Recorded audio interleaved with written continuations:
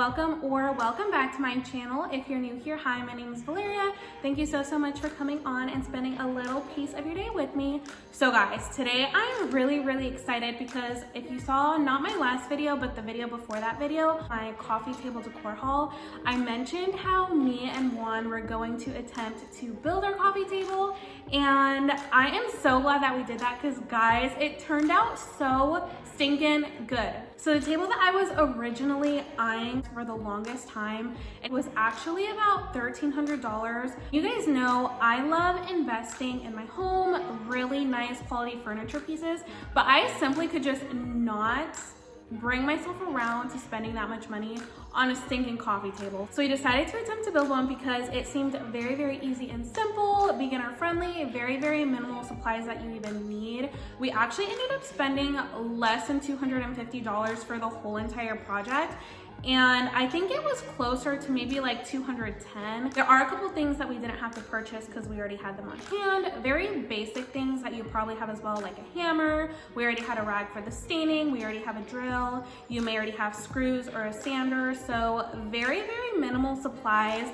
Very beginner friendly, very affordable. You guys already know kind of like the home trends right now, very warm, minimal wood tones. You guys know I love that, especially if you've been here. That's totally my vibe. And that can be very pricey, very expensive. So if you're looking for an easy little project to take on, kind of brush up on your DIY skills, this one is definitely for you. If you guys end up trying this table, make sure to tag me in it because I'm telling you, it was so easy. If you guys are not subscribed already, make sure you go ahead and subscribe. Give me a like as well. Me and Juan, we're actually working on our living room right now, and we have another big project coming up with our fireplace. We're going to paint and lime wash it, which I'm super excited about, but very nervous because everything up until this point has been going so smoothly and looks so beautiful, and I really just don't want to mess that up. So make sure you subscribe if you're excited to see the transformation of our living room and just like the general progression of our house. But without further ado, let's get on into the DIY.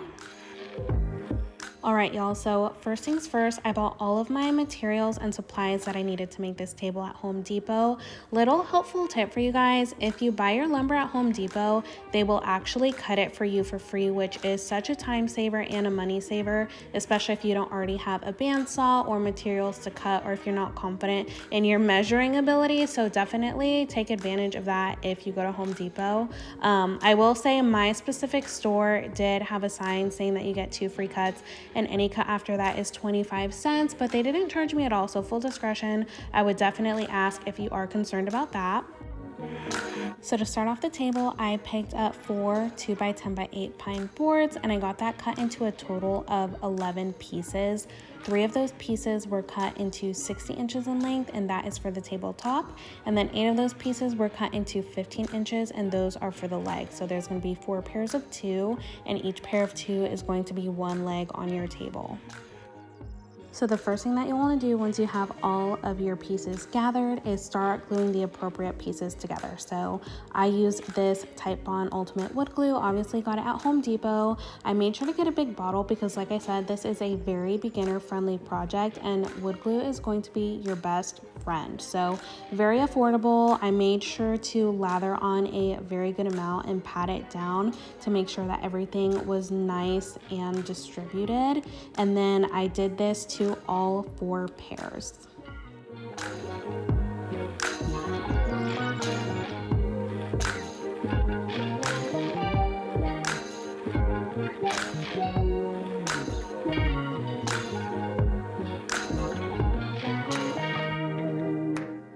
So next up, you're going to want to start assembling your tabletop, and trust me, this step is just as easy as the last one. You're going to take your wood glue and you're going to apply a nice thick layer to make sure that it does not budge, and you're just going to glue all 3 of your 60-inch planks together. We ended up picking the tabletop up off the ground because I wanted to make sure to push the 3 pieces together to make sure it was nice and tight, and then I noticed a little bit of excess glue, so I just went ahead and wiped that off as well. So here's the part where I had to get a little bit more technical and start taking some measurements. But if you feel comfortable and confident, you definitely can just eyeball this part. But I wanted to make sure that my legs were evenly placed on both sides. So what I ended up doing was measuring 10 inches from the shorter side of my table. And from there, I had my 2 legs meet in the middle. And from there, it measured 4.5 inches. I personally think that this table would look beautiful whether you put the legs closer to the outside or closer to the middle. It definitely just depends on what style and look that you're going for.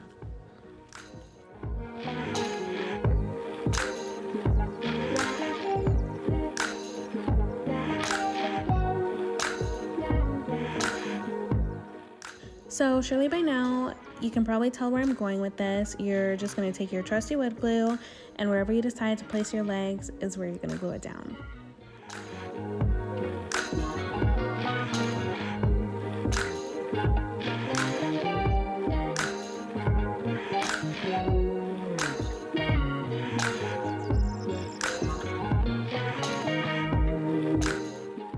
So I ended up saving some scrap wood from a fragile package that we got delivered a couple weeks ago, and I had one cut it down a little bit to fit nicer. So if you don't have scrap wood, you can also purchase galvanized straps. You're just gonna want something on the bottom of your tabletop. That way, anytime you're moving it around or picking it up, it doesn't snap into 3 pieces. So I ended up using 1 1/4 inch screws, and I'm telling you, once we secured those straps on there, it felt like a nice, sturdy manufactured table. At this point, you are going to want to stop and let your glue dry completely. I let mine dry overnight, but you're just going to want to make sure that it's nice and cured and nothing moves and gets out of place. The secret and golden ticket to giving your table that one-of-a-kind, rustic, antique-y, worn-in look is a chisel. So guys, I'm not gonna lie, it's definitely daunting to chisel away, especially up until this point, because it was all fun and games, you know, everything that you did before you could kind of take back and fix, but your chisel, you go in and then you kind of just have to commit. So it is very easy. All you have to do is aim your chisel and hit it with the hammer, but it does start to look a little bit crazy. But trust me guys, the imperfect and worn-in parts of the table are my favorite and what gives it the most personality. And once you start sanding, I'm telling you, you are going to fall in love. Do not be frightened. Trust the process.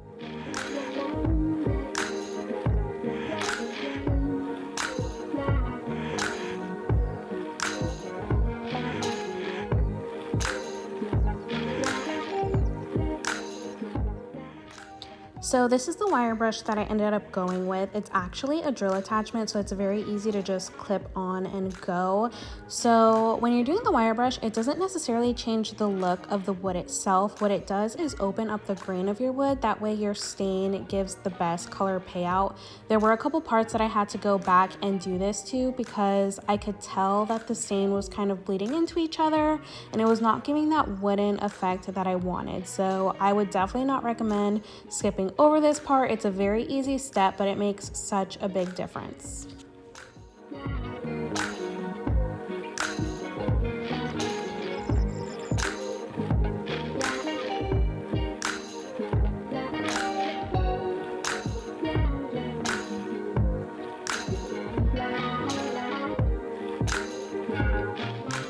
So this was our big ticket item for the project. This was the most expensive thing we had to purchase, and it was the sander. So I believe it came around to about $89, and this is also a very crucial step in making your coffee table. Like I said, as you're chiseling away at the wood, you get very sharp and blunt edges. So sanding is what really ties it all together, makes it look nice, smooth, and seamless, and gets rid of those sharp corners. Besides drying, sanding is definitely the part that took the longest. I believe Juan was sanding the table for about 2 hours, and I swear the longer and longer he was sanding, the better and better that it looked. Something I wanted to make sure to mention if you guys are buying your sander is I definitely recommend getting one that you just plug into the wall. Something I didn't show is our drill is actually one that you charge, and it ended up dying a couple times as we were doing the wire brush. So it was really nice to just go in with the sander and not worry about it dying or having to charge it. So I definitely recommend investing in a sander that you can just plug in and go. So the first layer that I use to achieve the look is this bare water-based wood stain in the color Whitewash Pickling. And then I use these very standard paint brushes. Of course, I got a pack of 3, that way Juan could help me.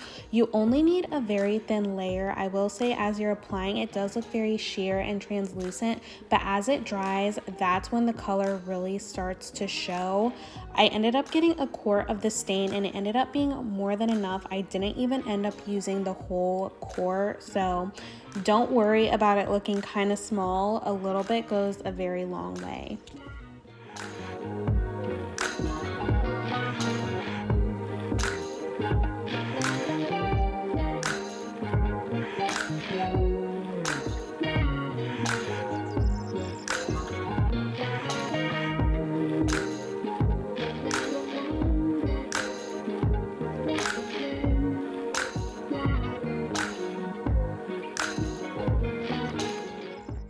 So for the second layer of the table, I ended up picking up the same brand of stain in the color Good American. And to apply this, I used a dry microfiber cloth. So as you can see, I have a very small container of the second stain. It's the 8-ounce size, and I actually ended up ordering the smaller size by accident, and when it came in, I was worried that it wasn't going to be sufficient for the project, but I'm telling you guys, a little bit goes such a long way, and I'm not sure if it has to do with the microfiber cloth or what, but I didn't even end up using half of the container. So again, you're going to distribute this with a nice thin layer using the microfiber cloth all over the table, the top, the sides, the legs, and the bottom.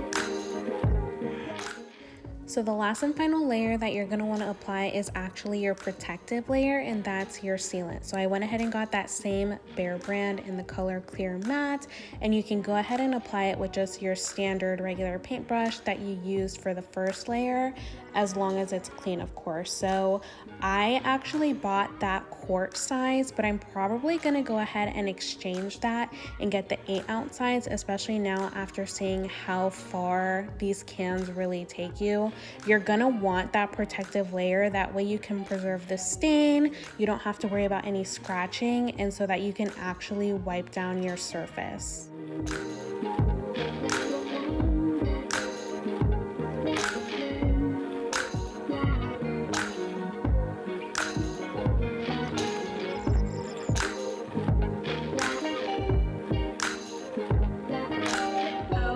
My gosh, what do you guys think? Is it not the most beautiful coffee table you've ever seen? It suits her space so well. The color, the shape, the size, literally everything is so beautiful, and I cannot imagine loving a table any more than this. I'm so glad that we decided to make it, and if you guys are on the fence about making it or not, I highly recommend. If I can do it, you can do it. Like I said, very beginner friendly, very affordable. I do have to say, up until this point, we still have not sealed it, and that's mainly because once we got to the finish before sealing, I just wanted to use the table. It was beautiful. I did not want to have to wait for another layer to dry. I just wanted to put it in the living room and use it, but we are definitely going to seal it because I want to be able to wipe it down. I don't want to have to worry about any wear and tear and it getting like yucky. So I will say I still have not sealed the table yet, and that's mainly because once we were done staining it and it dried, I just wanted to use the table, honestly. I did not want to wait for another layer to dry. We are still planning on sealing it, obviously, because I want to be able to wipe it down and not worry about like any wear and tear and stuff like that. So I definitely recommend sealing it because it is wood. It can get damaged very, very easily as far as like the paint and the stain and all of that stuff goes. But yeah, it's not going to change the look or anything. I showed you guys in the video which sealer I'm going to use. It's gonna help protect the table and preserve it a little bit better.